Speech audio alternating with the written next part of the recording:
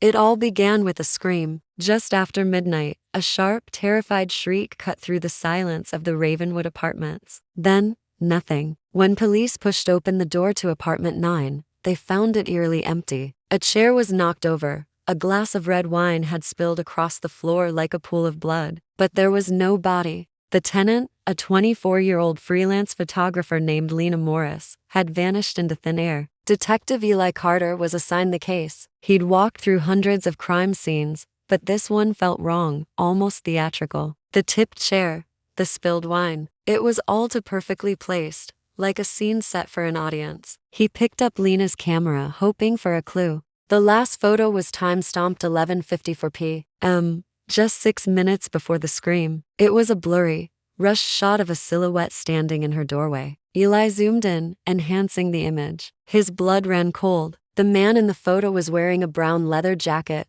the right cuff noticeably worn down. It was his jacket. Eli froze, a knot tightening in his stomach. He had never met Lena Morris. He was sure of it. Or was he? His partner, noticing his pale face, asked, "You okay, Eli?" He couldn't answer. His mind was racing, trying to connect dots that shouldn't exist. Back at the station, he secretly pulled Lena's phone records. Dozens of missed calls, all to the same number. The next morning, he found the corresponding burner phone tucked away in his own desk drawer. A cold dread washed over him. Someone was setting him up, meticulously framing him for a crime he didn't commit. Or maybe there was a part of him he didn't know, a darker side that had a life of its own. Driven by a desperate need for answers, he returned to apartment 9 the following night, alone. The power was cut, and the air hung heavy with the smell of dust and decay. As he swept his flashlight across the empty rooms, he heard faint footsteps, slow and deliberate, coming from the far corner. Then,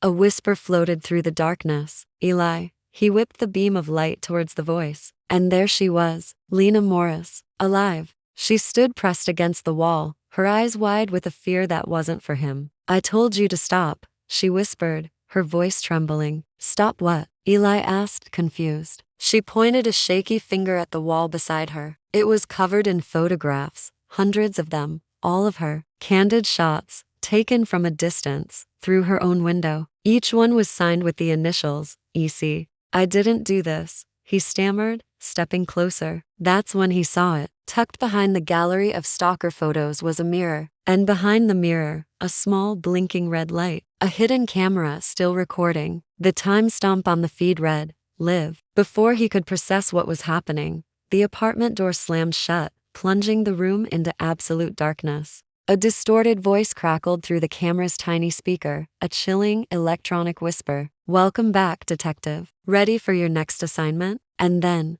silence. Total, suffocating silence. They never found Lena Morris again, and they never found Detective Eli Carter either. But the story doesn't end there. Every month, a new video surfaces online from an anonymous source. Each one shows a new apartment 9 somewhere in the world. The layout is always the same. The scream is the same. The mystery is the same. Nobody knows who is behind it, or why. But everyone keeps watching, unable to look away. If you've watched this far, you know what to do. Hit that like button, subscribe, and ring the notification bell. You won't want to miss what comes next, because the next story could be about you.